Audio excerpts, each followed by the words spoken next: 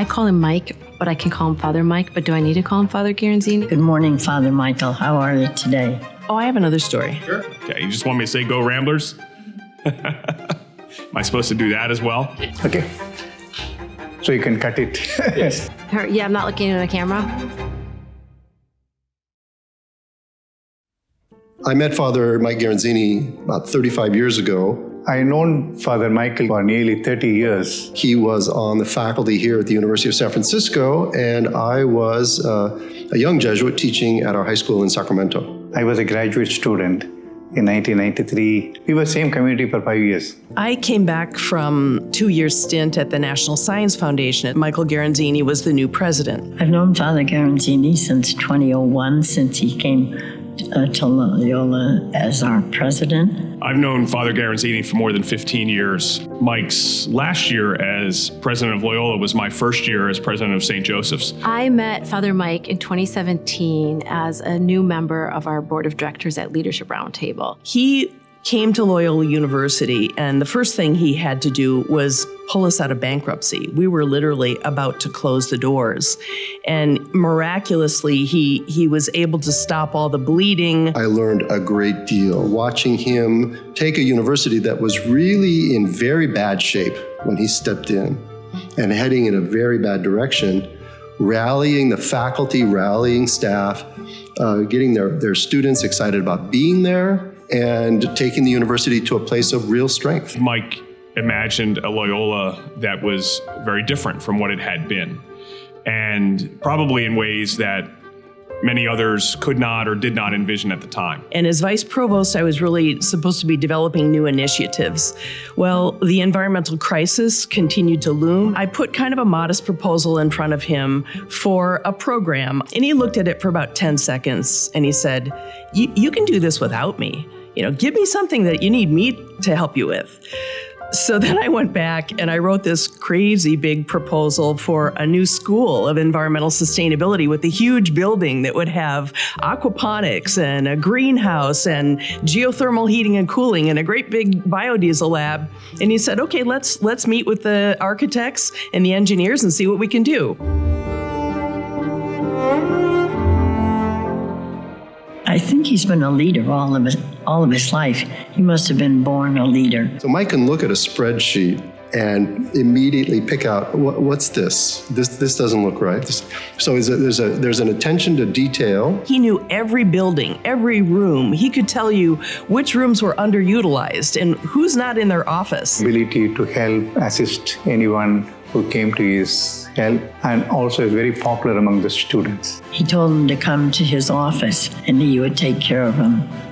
If it were financial or whatever problem, he'd help the students solve it. His leadership was sort of more like a mayor of a community or a village, not the CEO of a corporation, but he lived in the community. He was part of the community. He insisted on living in the dormitories. I think Father Mike understands that young adults today might not have the kind of faith life that plays out in the same way that their parents or grandparents did, but he also understands and appreciates that they have spiritual lives. Seeing Mike on his way to the same meeting, but he's walking along with students, and chatting with them, and there's that kindness and that sense of humor. Yeah, we had pizza with the president every semester, and somebody say, why aren't the students doing this? And he'd say, get out of their way. Let them do what they have to do. Don't spoil their dreams, is what he was really telling us.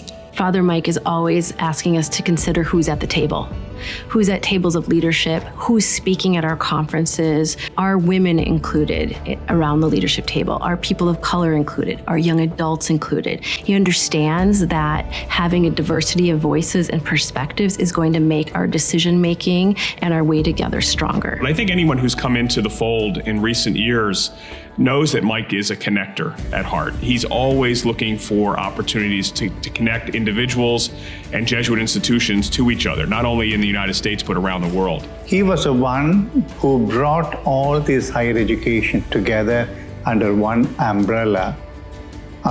International Association of Jesuit Universities. He also brought out a strategic vision for AJCU, with its own priorities. This big network now has structure, and it's organized, and it's super powerful how a network, once it's working together, can leverage the strengths and resources of the entire Jesuit system. Knows how to turn vision into action that serves the mission. For example, at a time when many have struggled to attain higher education, Mike launched Arrupe College at Loyola.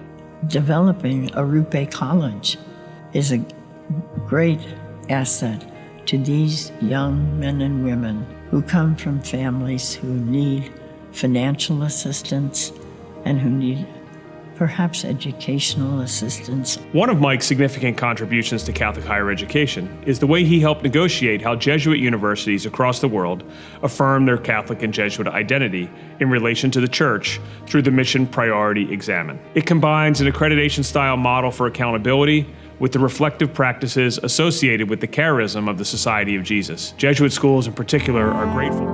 We're so fortunate that Father Garanzini has not only served AJCU, first as board chair and then as president, but also that he has served ACCU, including time as board chair. He has a listening ear and a warm heart.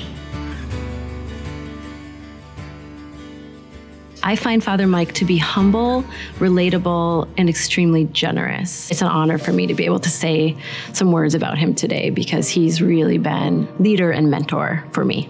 I was pretty diffident when I took over to get into the shoes of Michael Garanzini, and he came to my rescue from the beginning. So I can still count on him at any time. He pointed out to me that what one does is more important than where one does it, including a bigger or perhaps even a more prestigious institution.